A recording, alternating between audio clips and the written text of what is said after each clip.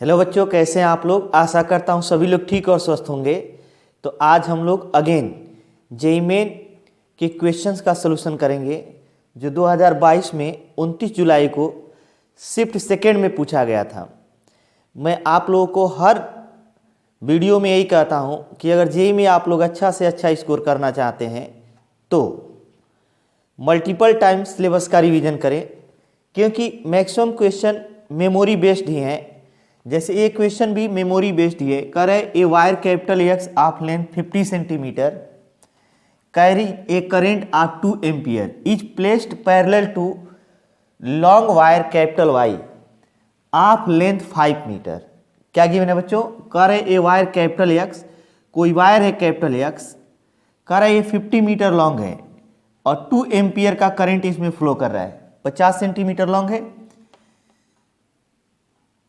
Is placed parallel to a long wire capital Y of length 5 metre.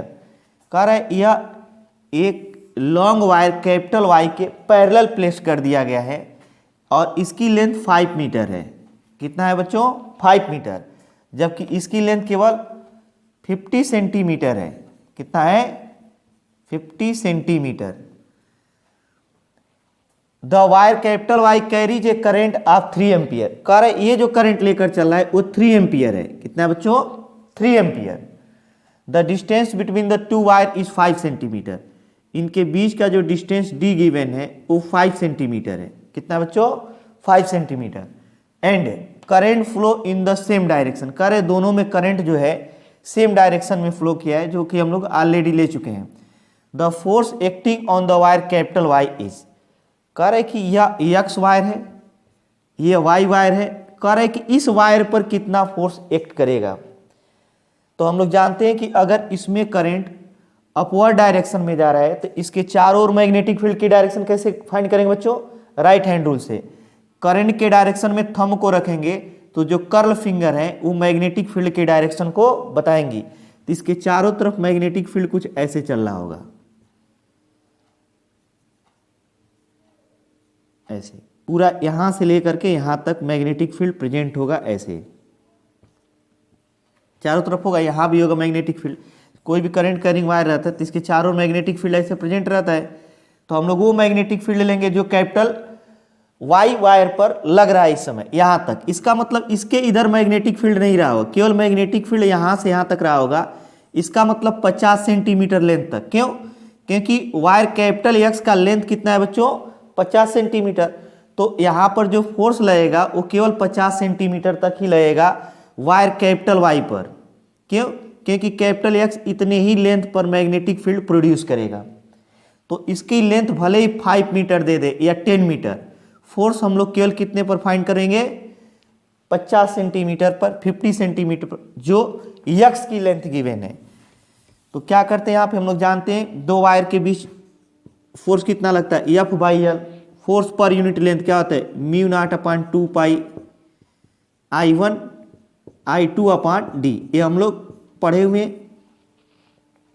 ये board में भी पढ़ाया जाता है और जेईई के सिलेबस में भी है। एफ बाई एल, यहाँ पे यल सिलेक्ट करना सबसे चैलेंजिंग है, क्योंकि अधिकतर बच्चे यल ए ले सकते हैं जबकि ये नहीं, क्योंकि हम लोग जानते हैं मैग्नेटिक फील्ड ऐसे सर्कुलर होगा वायर के चारों तरफ और केवल 50 सेंटीमीटर तक ही रहेगा, इसलिए फोर्स केवल 50 सेंटीमीटर पे ही कार्य करेगा। तो ये 50 सेंटीमीटर यहाँ पे हो जाएगा। म्यू नॉट की वैल्यू हम लोग जानते हैं कितना बच्चों? 4 पाई इंटू 10⁻⁻7 होता है। I1 की वैल्यू हमें दिया है 2 एम्पियर, I2 की वैल्यू कितना दिया है? 3 एम्पियर अपॉन ये 2 पाई इंटू डी की वैल्यू 5 इंटू 10⁻² मीटर होगा, क्योंकि ये सेंटीमीटर में गिवन है। तो यहाँ से ये कैंसिल हो जाएगा। एफ बाई एल ये कितना हो जाएगा? 2 हो जाएगा। और यहाँ से कैलकुलेट करेंगे तो फाइनली कितना ऑब्टेन हो जाएगा? 2 टू द 4 इंटू 10⁻⁻7 अपन क्या हो जाएगा?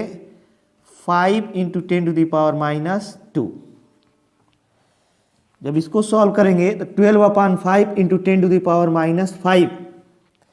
अब हमें फोर्स पूछा है जबकि एफ बाई एल की वैल्यू है, तो यहाँ से एफ कितना कैलकुलेट कर लेंगे हम लोग बच्चों? एफ हो जाएगा 12/5 इंटू 10⁻5 इंटू एल। एल की वैल्यू कितना गिवन है?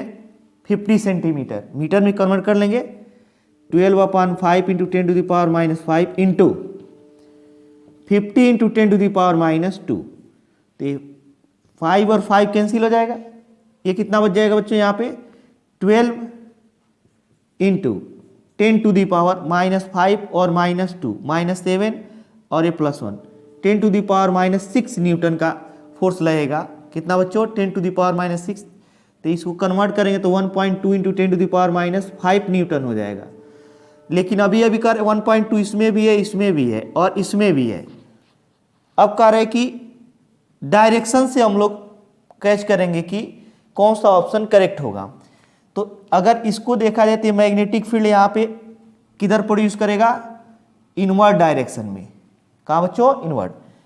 राइट हैंड के थंब को करंट के डायरेक्शन में करेंगे तो ये फिंगर्स जो होंगी मैग्नेटिक फील्ड की डायरेक्शन को बता देंगी। अब इस पर करंट ऊपर की ओर जा रहा है तो इस पर फोर्स की डायरेक्शन कैसे फाइंड करेंगे। अब हम लोग राइट हैंड से ही फोर्स की भी डायरेक्शन फाइंड कर लेंगे। इसके लिए क्या करेंगे, राइट हैंड के फिंगर्स को मैग्नेटिक फील्ड बी के डायरेक्शन में रखेंगे और करंट ऊपर की ओर जा रहा है, इसलिए फोर्स किधर लगेगा, वायर कैपिटल एक्स की ओर। तो कह रहा है कि force on the wire capital Y 1.2 newton directed toward wire capital X. ये वाला ऑप्शन क्या हो जाएगा बच्चों, करेक्ट हो जाएगा। तो जो हम लोग मैग्नेटिक फील्ड की डायरेक्शन फाइंड करेंगे वो भी राइट हैंड रूल से फाइंड कर लेंगे और फोर्स की डायरेक्शन भी राइट हैंड रूल से फाइंड कर लेंगे। सबसे पहले इसकी वजह से मैग्नेटिक फील्ड किधर होगा, तो इसके करंट के डायरेक्शन में थंब को रखेंगे तो फिंगर बता देगा इनवर्ड डायरेक्शन में मैग्नेटिक फील्ड होगा। अब यह वायर इनवर्ड डायरेक्शन के मैग्नेटिक फील्ड में रखा हुआ है जिसमें अपवर्ड डायरेक्शन में करंट जा रहा है। तो फोर्स की डायरेक्शन फाइंड करने के लिए फिंगर्स को बी के डायरेक्शन में रखेंगे और थंब को करंट के डायरेक्शन में, तो फोर्स इधर आ जाए। तो कौन सा ऑप्शन हो जाए बच्चों, ए। नेक्स्ट हम लोग देखते हैं क्वेश्चन नंबर 10। इंटेंसिटी आई हो जाएगी।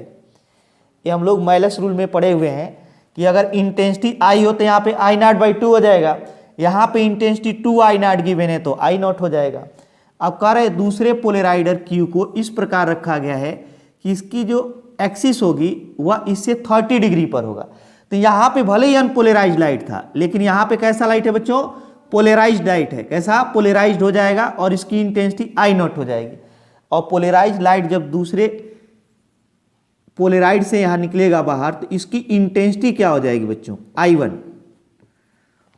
I1 इक्वल टू हो जाएगा, हम लोग जानते हैं I0 cos square theta.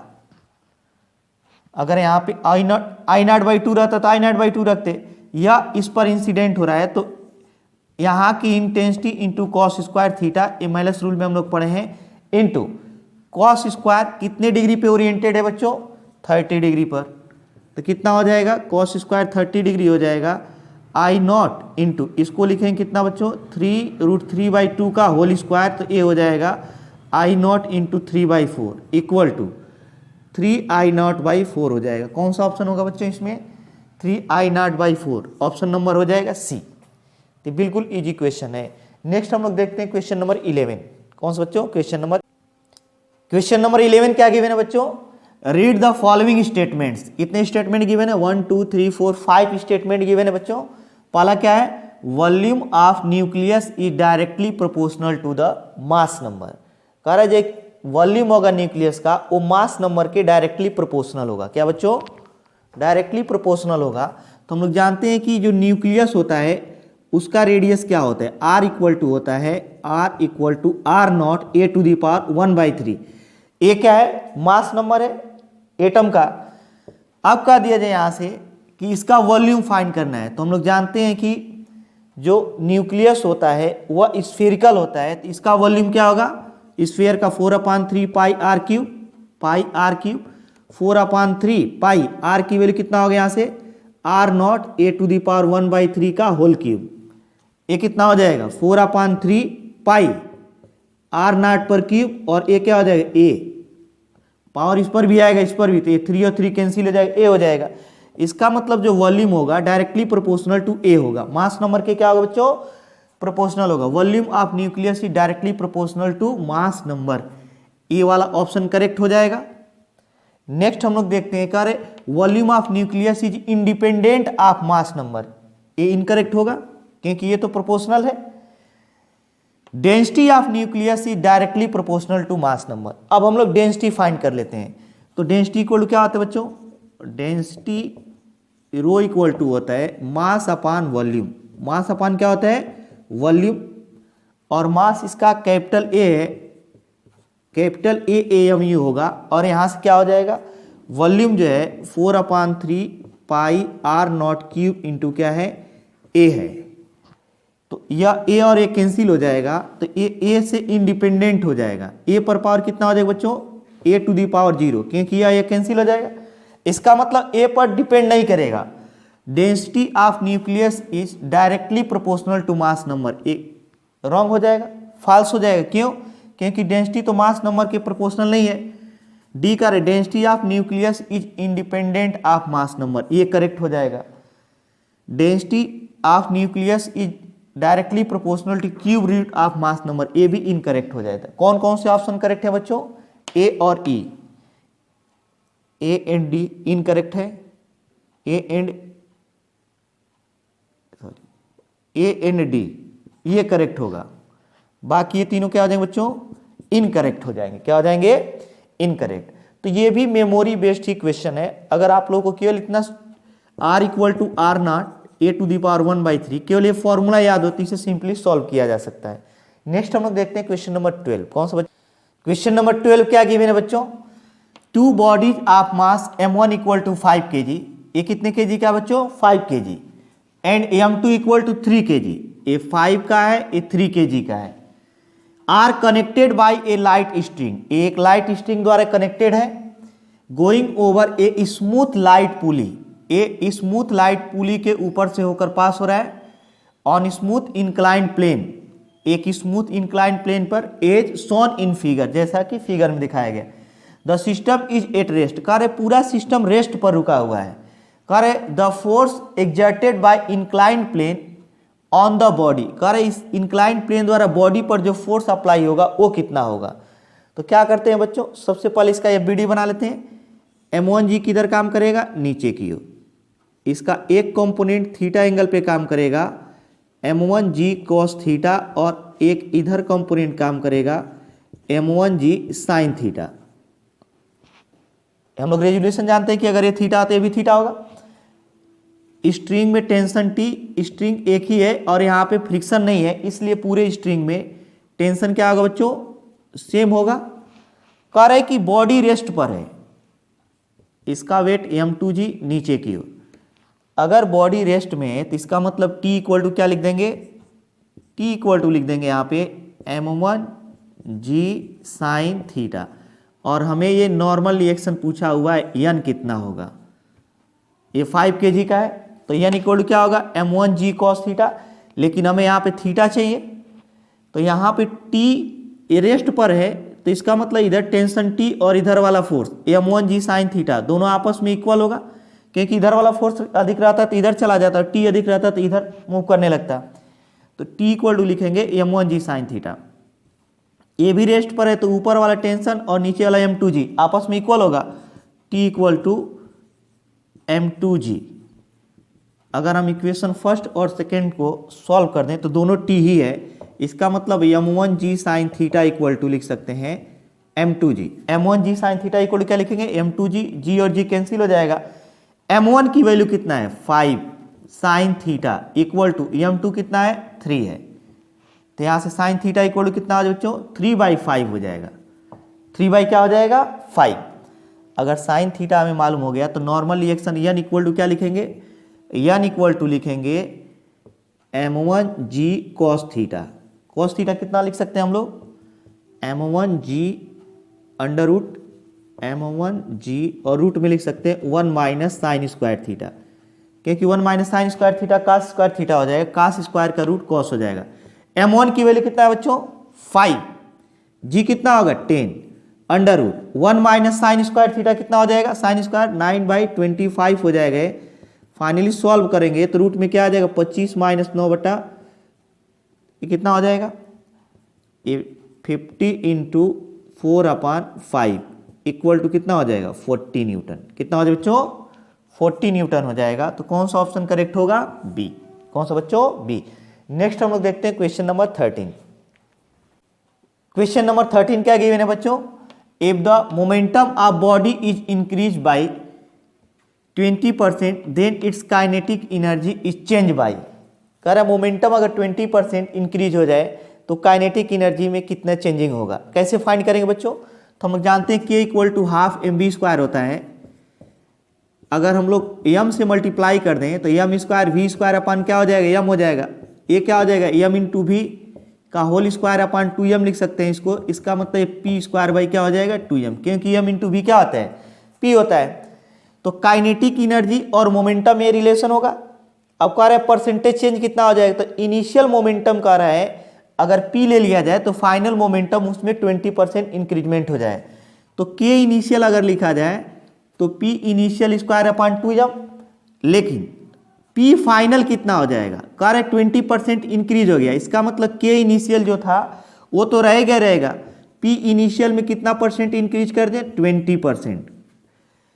Final जो मोमेंटम होगा p initial plus p initial का 20%, ये गिवन इक्वेशन में। इसका मतलब p इनिशियल प्लस क्या हो जाएगा 1/4 p initial, 1/5 p initial, 5 p initial plus p initial equal to हो जाएगा 6 p इनिशियल अपॉन 5 हो जाएगा, p फाइनल इक्वल टू।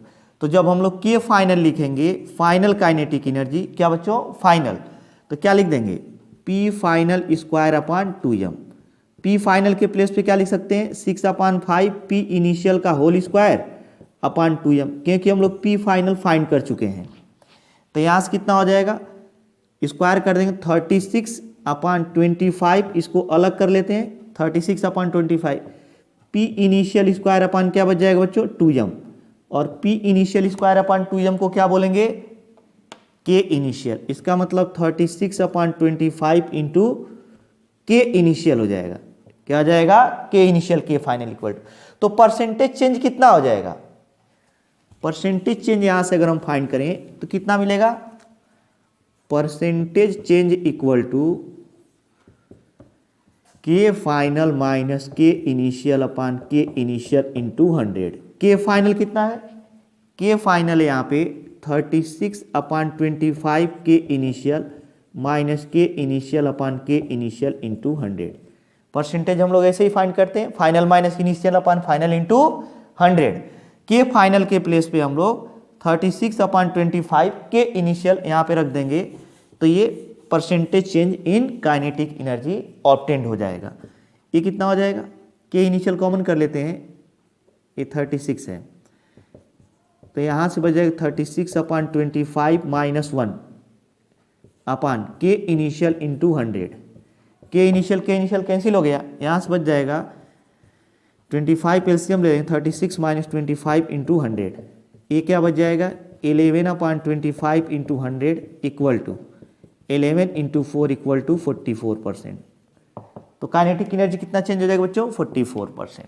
क्या क्वेश्चन नंबर 14 क्या गिवन है बच्चों, an alpha particle and a proton are accelerated from rest through the same potential difference, the ratio of linear momentum acquired by above two particle will be. कह रहा है एक alpha particle है और एक प्रोटॉन है, उन्हें सेम पोटेंशियल डिफरेंस द्वारा एक्सेलरेट किया गया। तो जब एक्सेलरेट किया जाता है तो काइनेटिक एनर्जी ऑब्टेन करते हैं, क्या बच्चों kinetic energy half m into V square. लेकिन हम लोग ये भी जानते हैं कि जब किसी पार्टिकल को v डिफरेंस से चार्ज पार्टिकल को पोटेंशियल डिफरेंस कैपिटल v द्वारा एक्सेलरेट किया जाता है तो उसकी kinetic energy q into V होता है। हाफ m से मल्टीप्लाई कर देते हैं, डिवाइड करते हैं, m square V square upon क्या हो जाएगा m हो जाएगा। तो यहाँ से q into V equal to क्या आ जाएगा 1/2 m इंटू वी को क्या लिखेंगे बच्चों एम वी का होल स्क्वायर अपान m। तो q into V equal to हो जाएगा p स्क्वायर बाई 2m। क्यों इस फॉर्म में कन्वर्ट कर रहे हैं, क्योंकि यहाँ पे रेशियो किसका पूछा है लीनियर मोमेंटम का। किसका बच्चों लीनियर मोमेंटम का। तो जब भी किसी चार्ज पार्टिकल को पोटेंशियल डिफरेंस द्वारा एक्सेलरेट किया जाएगा तो काइनेटिक एनर्जी ऑब्टेन करें, क्या बच्चों kinetic energy k equal half M B square और एक kinetic energy q into B होगा। इसको हम लोग मोमेंटम के टर्म में कन्वर्ट कर लेते हैं। तो p इक्वल कितना हो जाएगा यहाँ से हो जाएगा 2m q into we root में हो जाएगा, 2m q into we root में हो जाएगा। तो P अल्फा पार्टिकल अपान P प्रोटॉन हमसे पूछा है, अंडर रूट क्या हो जाएगा 2m/v।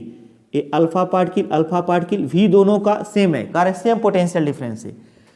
2m क्या लिखेंगे यहाँ पे proton q proton into v और 2 कैंसिल हो जाएगा, यहाँ से क्या बच जाएगा रूट में m अल्फा पार्टिकल का मास कितना होता है, प्रोटॉन के मास का कितना होता है 4 टाइम्स होता है 4m इंटू इसका चार्ज कितना होता है, प्रोटॉन के मास का 2 टाइम्स होता है, ये कितना होगा या m इंटू ई। यहाँ पे क्या किया गया बच्चों, इसका मास इसके कंपेरिजन में लिया, इसका मास m होगा प्रोटॉन का तो इसका 4 टाइम्स होता है अल्फा पार्टिकल का, अगर इसका चार्ज e है तो अल्फा पार्टिकल का 2e होगा, m कैंसिल हो जाएगा, रूट में 8/1 बचेगा, इसको क्या लिखेंगे √4 × 2/1 इक्वल टू 2√2/1। तो कौन सा हो जाएगा बच्चों 2√2/1, रेशियो क्या होगा 2√2:1 हो जाएगा। नेक्स्ट हम लोग देखते हैं क्वेश्चन नंबर 15। कौन सा बच्चों क्वेश्चन नंबर 15। क्वेश्चन नंबर 15 क्या गिवन है बच्चों, a thermodynamic system is taken from an original state D to an intermediate A by the linear process shown in the figure में दिखाया गया, लीनियर प्रोसेस द्वारा लाया गया।